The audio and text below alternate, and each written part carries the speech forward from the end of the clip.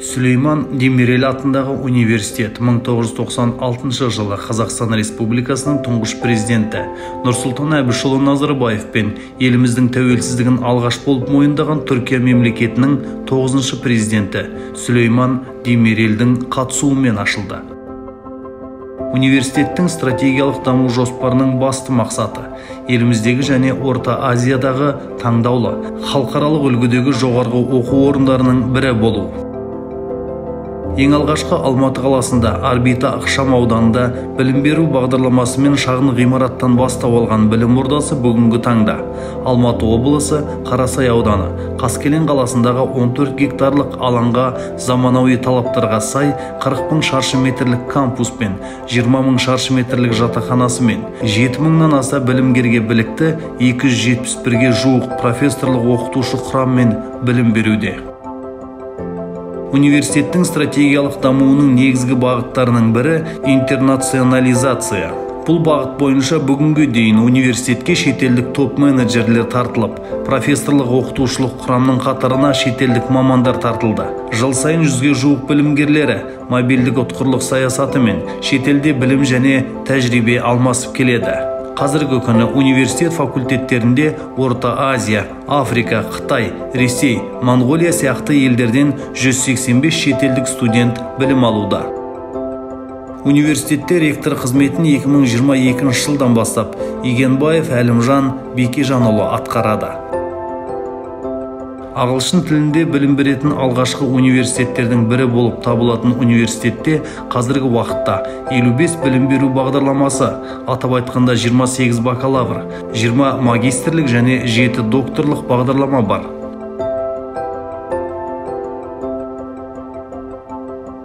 Сүлейман Демирел университетінде 3 тілді білім беру жүйесі жұмыс істейді. Соған сәйкес оның білім беру бағдарламаларының 62% ағылшын тілінде, 20% қазақ тілінде оқытылады, ал 18% ағылшын, қазақ немесе орыс тілдерінде қолжетімді. 26 мемлекеттегі 60 университетпен ынтымақтастық меморандум жасалып, академиялық ұтқырлық тәжірибе алмасу бойынша бірлескен жобалар атқарылуда. Бұдан бөлек, университет Erasmus жобалары бойынша педагогика және инженерия бағытында жұмыс жасауда. Университетте бір оқу корпусы, бір студенттер үйі, бір кітапхана, 2 коворкинг орталығы бар.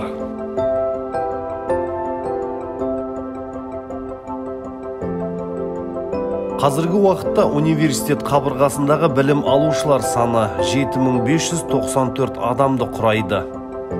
Оның ішінде 6890 бакалавр, 640 магистрант, 64 докторант. 2021-2022 оқу жылында грантқа қабылдау қорытындысы бойынша ең жоғары 140 балл және ең төменгі 75 баллды құрады. 2021 жылы жұмысқа орналастыру көрсеткіші 85%. Университетте ақылы негізде оқу ақысы орта есеппен ECTS жүйесі бойынша несие жүйесі, білім алушы өзі пәндер санын таңдайды, сондықтан құны өзгереді. Бағалар бір семестрге 465 мың теңгеден басталады. Сондай-ақ талапкер білуі тиіс қосымша талаптар. Ағылшын тілінен емтихан тапсыру міндетті.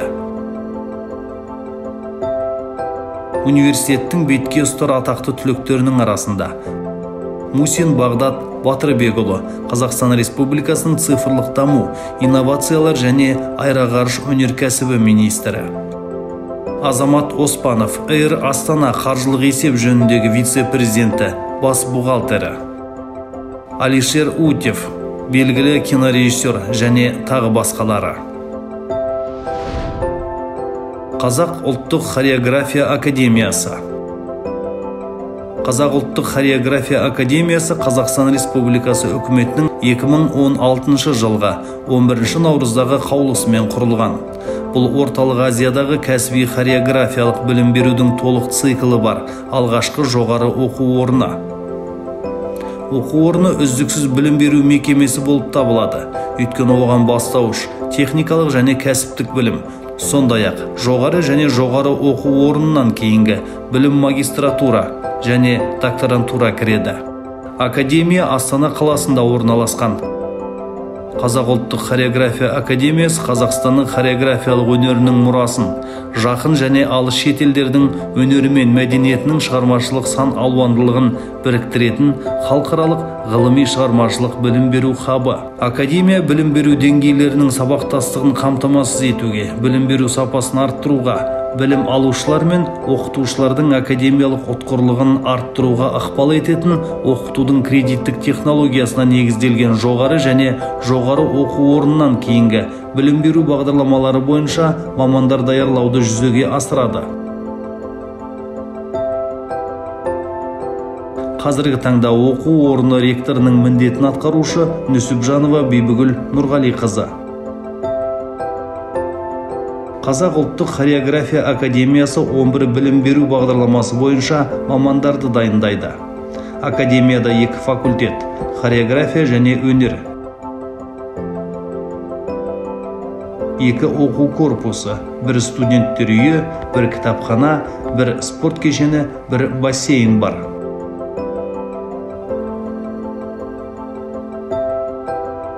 Қазіргі уақытта академия қабырғасындағы білім алушылар саны 135 адамды құрайды. Оның ішінде 106 бакалавр, 21 магистрант, 5 докторант. 2021 оқу жылы түлектерінің жұмысқа орналасу көрсеткіші 92,5% құрады. Ұлттық бірыңғай тестілеу қорытындысы бойынша 2021-2022 оқу жылына түскен студенттердің ең төменгі шекті балы 92 және ең жоғары бал 119. Академияда оқу ақысы орта есеппен бакалаврда жылына 700 мың теңге, магистратурада 850 мың теңге, докторантура 1 640 мың теңге. Академияға түсу үшін алдын ала іріктеу өткізіледі. Қазақ ұлттық хореография академиясының бетке ұстар атақты түлектерінің арасында Жанмырзаева Хорлан, бас режиссер, шығармашылық бөлімнің меңгерушісі, елордалық цирк әртісі, өнер магистрі. Анастасия Заклинская, балерина, Астана опера балет группасының солисті. Усина Гаухар Ильдосовна, қазақстандық балерина, хореограф, Қазақстан Республикасының еңбек сіңірген қайраткері, Астана опера, мемлекеттік опера балетінің жетекші солисті. Тағы басқа азаматтар білім алған.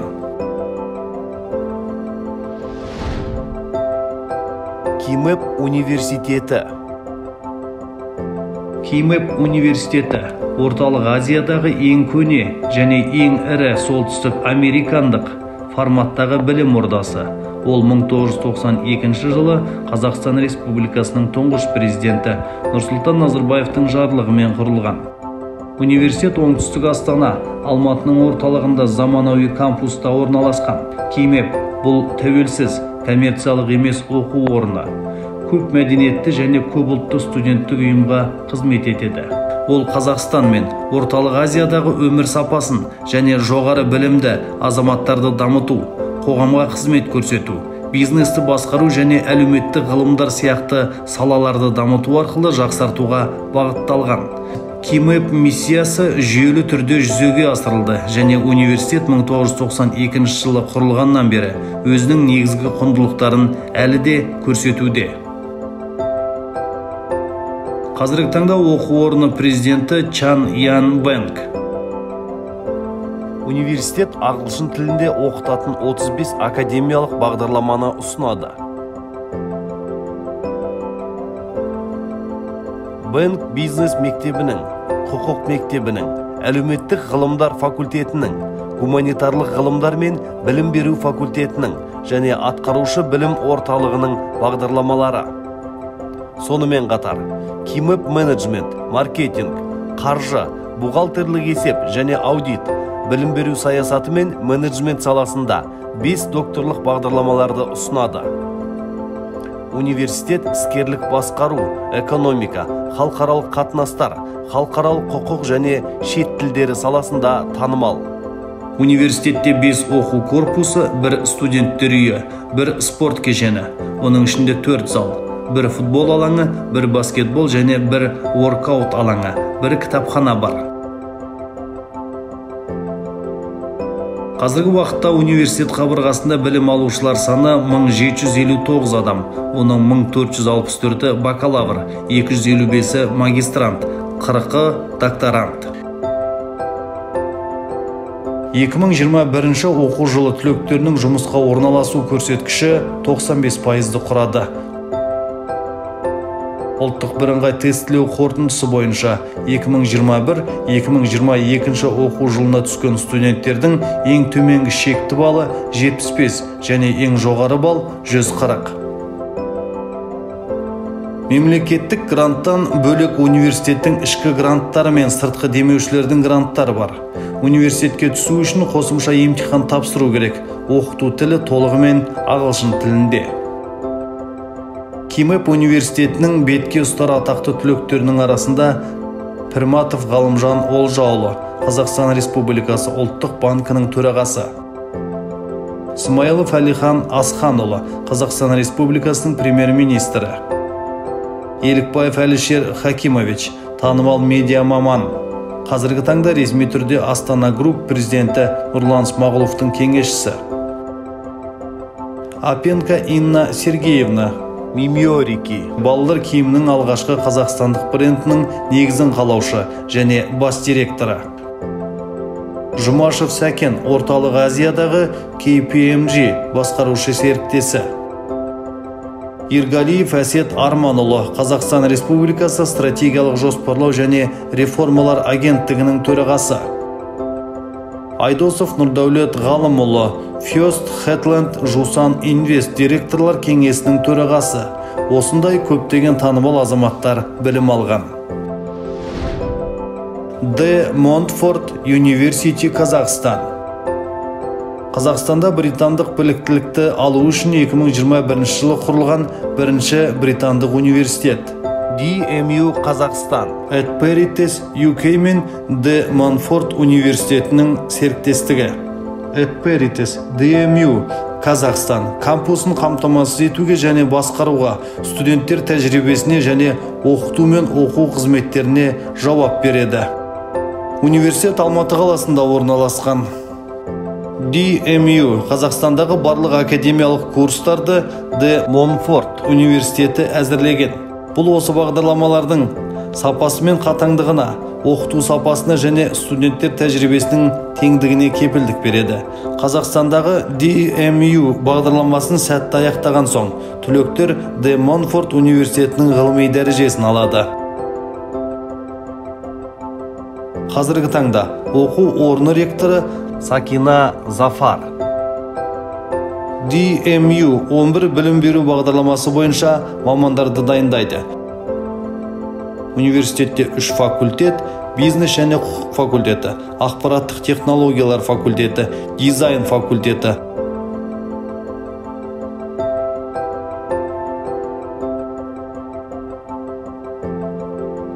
Бір оқу корпусы, бір кітапхана, 3 коворкинг орталығы бар. DMU Есентай сауда орталығы мен Ритц Карлтон қонақ үйіне қарама-қарсы орналасқан. Жаңа Есентай ғимаратында жұмыс істейді. Кампус үй-жайларының, оқу жағдайлары және студенттер тәжірибесінің жоғары сапасын қамтамасыз ету үшін ішкі дизайнмен жаңартылатын болады.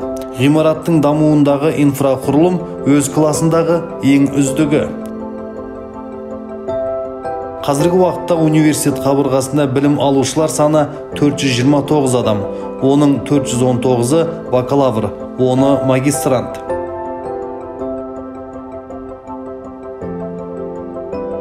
Университетте оқу ақысы орта есеппен бакалавр жылына 6 миллион теңге, магистратура 4 миллион 800 мың теңге. Оқу үлгерімі жоғары студенттерге университет гранттар бөледі. Оқуға қабылдау үшін Foundation IELTS 5, бір жылдық бакалавр дәрежесіне IELTS 6 қажет.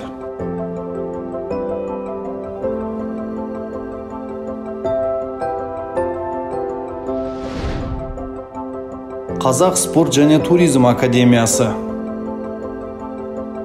Қазақ спорт және туризм академиясы дене тәрбиесі мен спорт саласы бойынша Қазақстан Республикасындағы ең үлкен жоғары оқу орны. Бұрынғы атауы Қазақ дене тәрбиесі институты. Халық комиссарлар кеңесінің 1944 жылғы 14 қарашадағы қаулысымен ашылған. Ал Қазақстан Республикасы үкіметінің 28-10 ай 1988 жылғы қаулысымен Қазақ туризм және спорт академиясы болып өзгертілген. Академия Алматы қаласында орналасқан. Қазіргі таңда оқу орны ректоры Закриянов Бауыржан Қайратұлы. Қазақ спорт және туризм академиясы 3 білім беру бағдарламасы бойынша мамандарды дайындайды. Академияда 3 факультет: олимпиадалық спорт факультеті, кәсіпқой спорт және жекпе-жек факультеті, туризм факультеті. 2 оқу корпусы, 1 студенттер үйі, 6 спорт кешені, 1 кітапхана, 1 бассейн, 3 коворкинг орталығы бар. Қазіргі уақытта академия қабырғасындағы білім алушылар саны 2589 адам. Оның 2413-і бакалавр, 162-сі магистрант, 14 докторант. 2021 оқу жылы түлектерінің жұмысқа орналасу көрсеткіші бакалавр бойынша дене шынықтыру және спорт білім беру бағдарламасы 87%, туризм білім беру бағдарламасы 86%, мейрамхана және қонақ үй бизнесі білім беру бағдарламасы 83%, магистратура бойынша дене шынықтыру және спорт білім беру бағдарламасы 86%, туризм білім беру бағдарламасы 75%, докторантура бойынша дене шынықтыру және спорт білім беру бағдарламасы 100%, туризм білім беру бағдарламасы 100%. Ұлттық бірыңғай тестілеу қорытындысы бойынша 2021-2022 оқу жылына түскен студенттердің ең төменгі шекті балы 75 және ең жоғары бал 125. Академияда оқу ақысы орташа есеппен бакалавр мамандықтарында дене шынықтыру және спорт 700 мың теңге, туризм 550 мың теңге, магистратура мамандықтарында дене шынықтыру және спорт 750 мың теңге, туризм 650 мың теңге, докторантурада дене шынықтыру және спорт 1 700 мың теңге, туризм 1 700 мың теңге. Университет оқу үлгерімі жоғары студенттерге грант бөледі. Оқуға түсу үшін университетте қосымша шығармашылық емтихан тапсыру қажет. Қазақ спорт және туризм академиясының бетке ұстар атақты түлектерінің арасында Тұрлыханов Дәулет Болатұлы, грек-рим күресінен қазақстандық және бұрынғы кеңес одағының палуаны, КСРО және Қазақстанның еңбек сіңірген спорт шебері, Қазақстанның еңбек сіңірген қайраткері. Үшкемпіров Жақсылық Әмірәліұлы, грек-рим күресінің палуаны, спорт шебері, халықаралық спорт шебері, алтын медаль иеленген, Қазақстаннан шыққан тұңғыш олимпиада чемпионы, 2 дүркін кеңес одағының чемпионы, Қазақ КСР-ның еңбек сіңірген жаттықтырушысы. Ыбырайымов Ермахан Сағиұлы, қазақстандық әуесқой боксшы, 2000 жылғы олимпиада чемпионы, КСРО спорт шебері, халықаралық дәрежедегі спорт шебері, бокстан Қазақстан Республикасының еңбек сіңірген спорт шебері, Қазақстан Республикасының бокстан еңбек сіңірген жаттықтырушысы. Рыпакова Ольга Сергеевна, Қазақстан жеңіл атлеті, Лондон олимпиадасының чемпионы, Бейжің олимпиадасының күміс және Рио-де-Жанейро олимпиадасының қола жүлдегері, 2010 жылғы қысқы әлем чемпионатының әлем чемпионы. Шишигина Ольга Васильевна, қазақстандық жеңіл атлет, спринтерші, Сидней олимпиадасының чемпионы, Қазақстанның еңбек сіңірген спорт шебері, Қазақстан Республикасы парламенті мәжілісінің 5 және 6 шақырылымының депутаты. Елеусінов Данияр Маратұлы, қазақстандық әуесқой боксшы, 2016 жылғы Бразилиядағы олимпиада ойындарының чемпионы, Азияда 2010 жеңімпазы. 2013 жылғы Алматы қаласында өткен әуесқой бокстан 69 кг салмақта әлем чемпионы, халықаралық спорт шебері. Осындай көптеген азаматтар білім алып шыққан. Астана халықаралық университеті.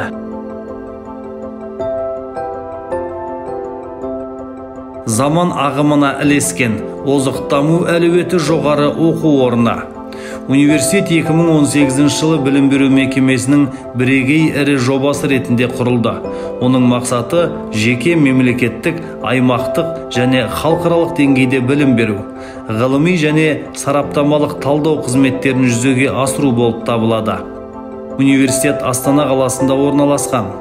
IU классикалық университеттік білім беру дәстүрлері мен академиялық еркіндік принциптерін ұстанады.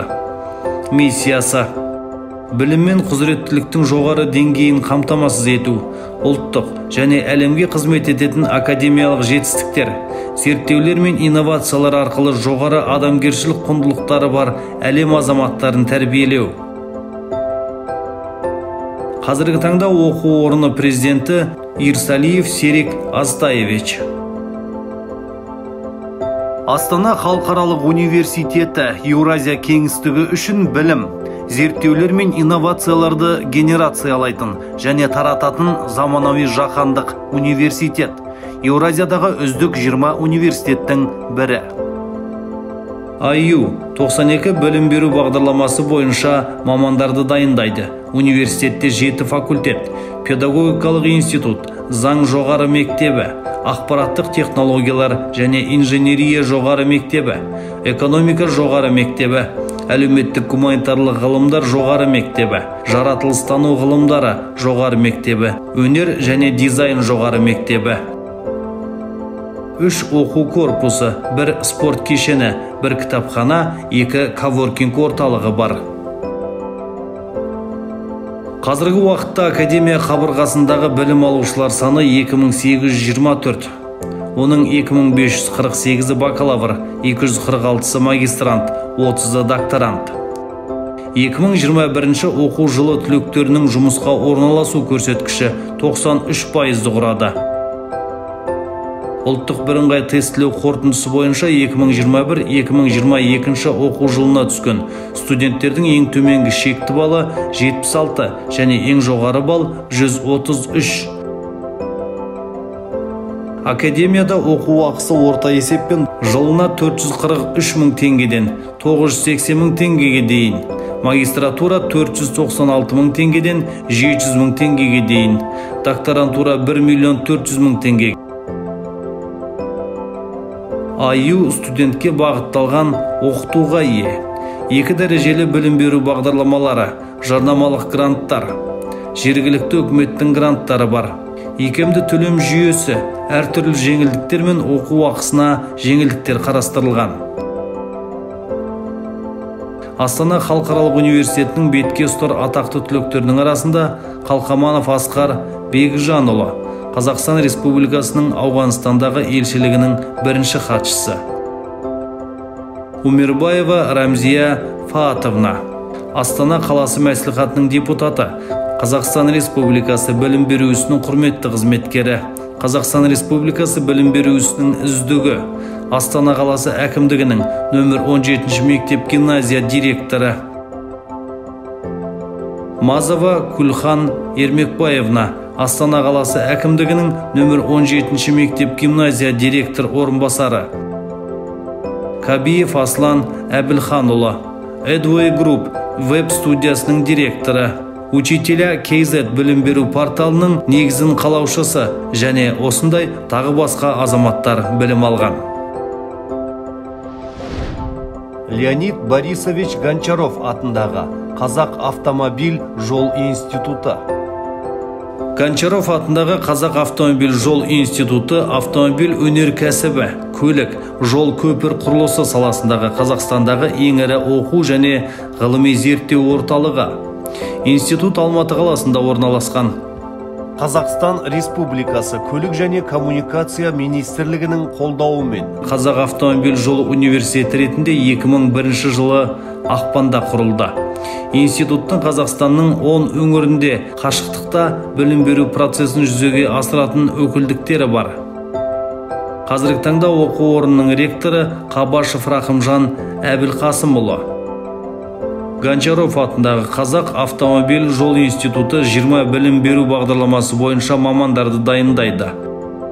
Университетте бір факультет, 2 оқу корпусы, 1 студенттер үйі, 1 спорт кешені, 2 кітапхана бар. Қазіргі уақытта институт қабырғасындағы білім алушылар саны 1386, оның 1308-і бакалавр, 78-і магистрант. 2021 оқу жылы түлектерінің жұмысқа орналасу көрсеткіші 80%-ді құрайды. Ұлттық бірыңғай тестілеу қорытындысы бойынша 2021-2022 оқу жылына түскен студенттердің ең төменгі шекті балы 65 және ең жоғары бал 139. Оқу ақысы орта есеппен бакалаврда жылына 400 мың теңге, магистратура 500 мың теңге, докторантура 950 мың теңге. Институтта оқу үлгерімі жоғары студенттерге ректорлық грант бөлінеді. Гончаров атындағы Қазақ автомобиль жол институтының бетке ұстар атақты түлектерінің арасында Хахазов Шакир Хусаинович, ОСК Стройсервис жауапкершілігі шектеулі серіктестігінің бас директоры, Қазақстан Республикасының құрметті құрылысшысы, Қазақстан Халқы Ассамблеясы кеңесінің мүшесі.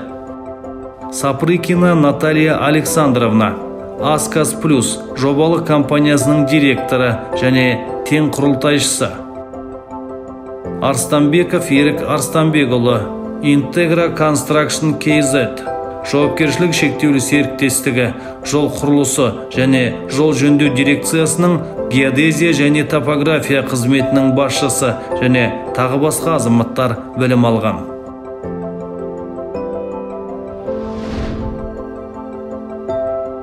Қазақ-Орыс халықаралық университеті. Қазақ-Орыс халықаралық университеті Батыс Қазақстан аймағындағы алғашқы мемлекеттік емес халықаралық жоғары оқу орны. Университет еліміздің әлеуметтік, саяси және экономикалық өсу жағдайына сәйкес даму үстінде. Оқу орны Ақтөбе қаласында орналасқан. Алғашында халықаралық бизнес және құқық институтының Ақтөбе бөлімі ретінде 1994-96 жылдары ашылды. Кейіннен Мәскеудегі халықаралық университеттің Ақтөбедегі бөлімі 96-98 жылдары. Содан соң Ақтөбедегі Нұр менеджмент, бизнес және құқық институты болып құрылып, Ақтөбе аймағы жастарының бизнес, экономика мен құқық саласында білім алуына үлкен мүмкіндік туғызды. Өткен ғасырдың 90 жылдарының басында экономика, бизнес және құқық саласына білікті мамандар дайындау ірі астаналық жоғары оқу орындарында ғана болмаса, аталған мамандық бойынша мамандар даярлауды ауызға алуға да болмайтын. Облыс орталығында Нұр менеджмент, бизнес және құқық институтының ашылуы өте ірі оқиға болып қана қоймай, Ақтөбе облысының экономикалық даму тарихындағы ерекше құбылыс болып саналды. Университеттің миссиясы, мақсаты мен міндетін қалыптастыруда, оның кадрлық және ғылыми әлеуеті, сонымен қатар отандық және халықаралық білім беру саласындағы көп жылдық тәжірибесі ескерілді. Қазіргі таңда оқу орны ректоры Әміре Марат Шамилевич. Қазақ-Орыс халықаралық университеті болжамы білім мен ғылым, инновациялары орталығы, лицей, бакалавриат, магистратура, докторантура жүйесіндегі халықаралық мойындалған мамандарды дайындауды жүзеге асыратын кәсіпкерлік кампус. Қазақ-Орыс халықаралық университеті 22 білім беру бағдарламасы бойынша мамандарды дайындайды. Университетте 5 оқу корпусы, 3 студенттер үйі, 2 спорт кешені, 1 кітапхана, 1 бассейн, 2 коворкинг орталығы бар. Қазіргі уақытта академия қабырғасындағы білім алушылар саны 2686, оның 2591-і бакалавр, 95-і магистрант, 1-і докторант. 2021 оқу жылы түлектерінің жұмысқа орналасу көрсеткіші 76%-ді құрайды. Ұлттық бірыңғай тестілеу қорытындысы бойынша 2021-2022 оқу жылына түскен студенттердің ең төменгі шекті балы 50 және ең жоғары бал 115. Оқу ақысы орта есеппен. Бакалаврда жылына 500 мың теңге, магистратура 650 мың теңге. Докторантура 1 миллион 300 мың теңге. Қазақ-Орыс халықаралық университетінің бетке ұстар атақты түлектерінің арасында Айбек Мұратқалиұлы Купенов, Ақтөбе қаласы әкімінің орынбасары, Мұхамбетов Архимед Бегежанұлы, Қостанай облысының әкімі және тағы басқа азаматтар білім алған. Әлихан Бөкейхан университеті 2-3 аудиториядан ғана жұмыс істей бастап, қазіргі уақытта шығыстың ең ірі оқу орнына айналды. Әлихан Бөкейхан университеті Абай облысы Семей қаласында орналасқан. Қазіргі таңда оқу орны ректоры Құрманбаева Шырын Асылханқызы. Әлихан Бөкейхан университеті 59 білім беру бағдарламасы бойынша мамандарды дайындайды. Университетте 24 бастамашыл тақырып бойынша ғылыми зерттеулер, 17 бірлескен халықаралық ғылыми жоба, технологиялық даму жөніндегі ұлттық агенттіктің гранты бойынша бір жоба, Қазақстан Республикасының ғылым және жоғары білім министрлігінің гранттық қаржыландыруы шеңберінде 5 ғылыми жоба іске асырылуда. Университетте 3 факультет, 6 оқу корпусы, 1 студенттер үйі, 4 спорт кешені, 1 кітапхана, 1 бассейн, 3 коворкинг орталығы, әскери кафедра бар. Қазіргі уақытта академия қабырғасындағы білім алушылар саны 6812 адам. Оның 5364-і бакалавр, 1408-і магистрант, 40-і докторант. 2021 оқу жылы түлектерінің жұмысқа орналасу көрсеткіші 84%, 2022 жылы түлектерінің жұмысқа орналасу көрсеткіші 69%-ді құрайды. Ұлттық бірыңғай тестілеу қорытындысы бойынша 2021-2022 оқу жылына түскен студенттердің ең төменгі шекті балы 64 және ең жоғары бал 137. Оқу ақысы орта есеппен бакалаврда жылына 400 мың теңге, магистратура 500 мың теңге, докторантура 1 500 000 теңге. Университетте ректордың білім гранттары мен шәкіртақылары және жеке тұлғалардың атаулы шәкіртақылары бар. Қазақстан Республикасы цифрлық даму, инновациялар және аэроғарыш өнеркәсібі министрлігінің қолдауымен Абай IT Valley технологиялық кластері ашылды. Әлихан Бөкейхан университетінің бетке ұстар атақты түлектерінің арасында Берік Уәли, Хабар агенттігі акционерлік қоғамының басқарма төрағасы, Омаров Жақсылық Мұқашұлы, Өскемен қаласының әкімі, Кемешев Ринат, Қазагрофинанс акционерлік қоғамы, кепіл және лизингтік қамтамасыз ету департаментінің директоры, Шайдилев Айдар Ирланович, Банк Хоум Кредит акционерлік қоғамы, Семей қаласы филиалының бөлім басшысы, Кабаков Марат Саятович, Шығыс Қазақстан облысының туризм және сыртқы байланыстар басқармасы мемлекеттік мекемесінің басшысы, Тұрлыбаев Ринат Құрманғалиевич, ұлттық ақпараттық технологиялар акционерлік қоғамы Семей филиалының директоры, Кенжеғазин Думан Кенжеғазұлы, Абай ақпарат порталының бас редакторы, Сәрсебаев Жасұлан Бірлікович, Абай облысы әкімі аппаратының басшысы,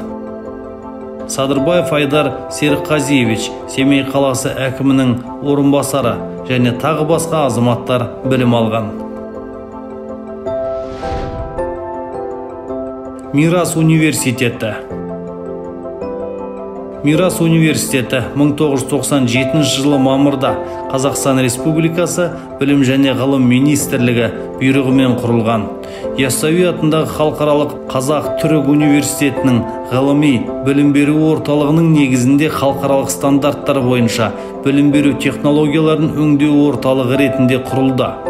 Университет Шымкент қаласында орналасқан. Мирас университетін жаңа заманға жекеменшік жоғары оқу орны ретінде құру идеясы 1990 жылдардың ортасында Қазақстандағы классикалық университеттерінде қолданыстағы гуманитарлық және экономикалық білім беру жүйесі заманға сай жүзеге еместігі белгілі болған кезде дүниеге келді. Елдегі оқу орындары жаңа әлеуметтік экономикалық жағдайдың талаптарына сәйкес келмеді. және түбегейлі өзгерістерді қажет етті. Осы орайда құрылтайшылар тұжырымдаған негізгі міндет академиялық адалдық пен еркіндік принциптерін жүзеге асыратын, студенттерге нақты процестерді талдау және болжау құралдарымен қамтамасыз ететін, статистикалық және экономикалық модельдермен жұмыс істеуді үйрететін университет құру. Қазіргі таңда оқу орны ректоры Даниярова Ақмарал Бақытболатовна. Ауқымды білім беру жобаларын жүзеге асыру Мирас университетіне Оңтүстік Қазақстанның білім беру кеңістігінде жылдам жетекші орынға ие болуға және Мирас университетінің бренді туралы тұрақты оң көзқарасты қалыптастыруға мүмкіндік берді. Мирас университеті 35 білім беру бағдарламасы бойынша мамандарды дайындайды. Бакалавриат бойынша 22 және магистратура бойынша 13 білім беру бағдарламасы бар. Университетте 2 оқу корпусы, 2 студенттер үйі, 1 спорт кешені, 1 кітапхана, 1 бассейн, 1 коворкинг орталығы бар. Қазіргі уақытта академия қабырғасындағы білім алушылар саны 6299 адам, оның 6200-і бакалавр, 99-і магистрант. 2020 оқу жылы түлектерінің жұмысқа орналасу көрсеткіші 85%-ді құрайды. Оқу ақысы орта есеппен бакалаврда жылына 300 мың теңге, магистратура 390 мың теңге. Университет ағылшын тілін білетін студенттерге 100% грант бөледі.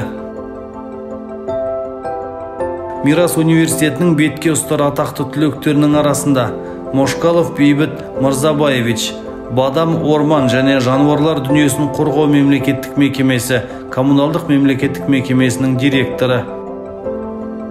Туремуратов Дәурен Ырысбаевич, Азия сервис жауапкершілігі шектеулі серіктестігі оқу орталығының басшысы. Шамиев Мағжан Қазбекович, армрестлингтен 2 дүркін әлем чемпионы, 7 дүркін Азия чемпионы, Қазақстанның 11 дүркін чемпионы, халықаралық турнирлердің бірнеше дүркін жеңімпазы және жүлдегері, Қазақстан Республикасының халықаралық дәрежедегі спорт шебері. Мұхтарханова Айдана Асқаровна, Садақ атудан Қазақстан Республикасының халықаралық дәрежедегі спорт шебері, Қазақстан Республикасының чемпионы, халықаралық жарыстардың жеңімпазы, әлем чемпионатының қатысушысы. Тәліп Шәміл Есназарұлы, Мирас университетінің тестілеу орталығының директоры және тағы басқа азаматтар білім алған.